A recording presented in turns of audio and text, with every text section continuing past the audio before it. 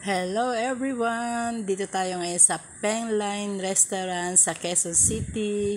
Malapit siya sa Colon House. Ayan, dito kami ngayon sa restaurant dahil magse-celebrate ng simple lang naman pampamilya.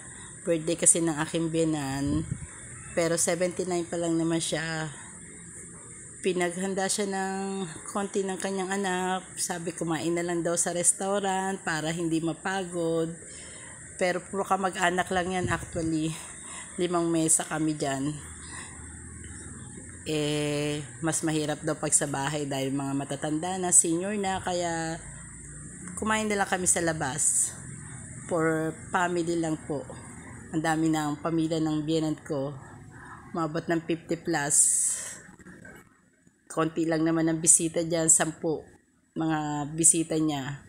Tapos halos lahat yan puro kamag-anak na. Ayan, niregalo ng anak kong babae. Bumili siya ng cake para sa lola niya. Ayan, nagdadasal na kami ngayon dyan. Konting prayer lang muna bago kumain. Ayan, nagpasalamat siya sa kanyang mga bisita. And then,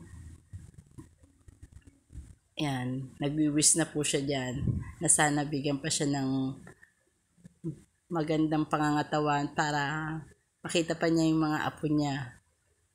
Diba? Ayan. Ayan po sila lahat. Ayan po lahat. Sabi ko kasi bago sana tayo kumain is mag-opening prayer muna and then kantahan lang muna natin ng happy birthday ang aking mother-in-law. Ilang naman ang ganap. Wala naman kaming program. Kasi nga po simpleng kainan lang po for family. Yan. Pagkatapos niya pong mag-pray, pinahipan na po namin sa kanya yung kandila para makapag-wish na po siya sa kanyang cake. At kung ano man yung kanyang wish, sana po matupad. Kaya po, kay mother-in-law, happy birthday sa'yo. Dalangin ko rin po na gabayan ka ni Lord, nabigyan ka pa niya ng malakas na pangangatawan para makasama ka pa namin ng mahabang panahon. Ayan, kumanta na po sila ng happy birthday and then magwi-wish na po siya. Dalawa po yung cake niya kaya dalawa rin po yung kanyang hihipan na cake. Ayan, medyo mahina na po yung tuhod ng biyenan ko Tuhod niya, problema niya. Hindi siya masyadong makalakad. Masakit pagka natagal siyang nakatayo. Pag naglalakad din po siya, masakit yung kanyang tuhod. Kaya hindi siya pwedeng tumayo ng matagal. Ayan. Nagwi-wish na siya. Happy birthday, Mama. Mahal na mahal ka namin. Mahal na mahal ka ng mga apo mo at saka mga anak mo. Ayan. Deserve mo naman yan para hindi ka na mapagod sa bahay kasi gusto niya una magluto sa bahay. Masyadong matrabaho, tsaka nakakapagod din. Ayan, kaya naisipan na lang na kumain na lang sa labas. Kaya hindi na kami nagluto. Dapat talaga sa bahay na lang. Kakapagod din naman kasi.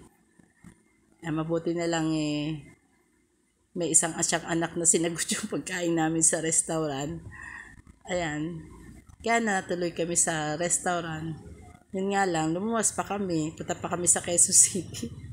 Kasi sanay din kami dyan sa medyo Quezon City, Caloocan. Kasi dahil dyan nga kami lumaki. Kaya alam naman namin yung lugar na yan. Malapit din sa SM, sa Trinoma. Ayan, pagdating dyan sa may Quezon City, marami kasing restaurant dyan, di ba? Ayan ang kanyang mga bisita. Pali, 6 na table yan Pero yung pang-6 na table hindi na puno. Kaya bali, 55 lang kami dyan. Kasama lahat ng bata. Ang daming apo ni Mama Mga pamangkin pa, kapatid. Diba? Yan. Habang siniserve yung pagkain, chika-chika muna. Ayun yung aking apo, ang likot, hindi mapakali. Sobrang likot. Kaya nga, hindi ako ang nagbibideo dyan. Yung mister ko nagbibideo niyan kasi nga, pagka Hindi ako pwedeng magtutok sa camera kasi nga ako baka mamaya yung apo ko madapa. Napakalikot, walang ginawa kundi maglabas-pasok sa restaurant. Meron pa kasi isang kabila doon. Ayun, tinitignan yung mga isda. Oh, ayan na. Napakasarap naman ang kanilang food. Masisiyahan ka naman. Kasi yun na yung nasa menu nila. Masarap yung pagkain nila, nabusog naman kami. Ayan. Oh, ayan yung kanyang mga bisita. Ang mga pinsan naman niya. Siguro nga mga 12 lang yung hindi dyan kamag-anak eh. Halos karamihan puro kamag-anak. Ayan, ito anak ko tong babae. Ayan. Ayan, ito pamangkin ko tong naka-blue. Itong naka-white. Anak ko yan yung lalaki. Pasensya na kayo. At maraming din po salamat sa inyong lahat. Thanks for watching. At kung di ka pa nakasubscribe sa akin channel, please pakisubscribe naman po and like and share na rin po.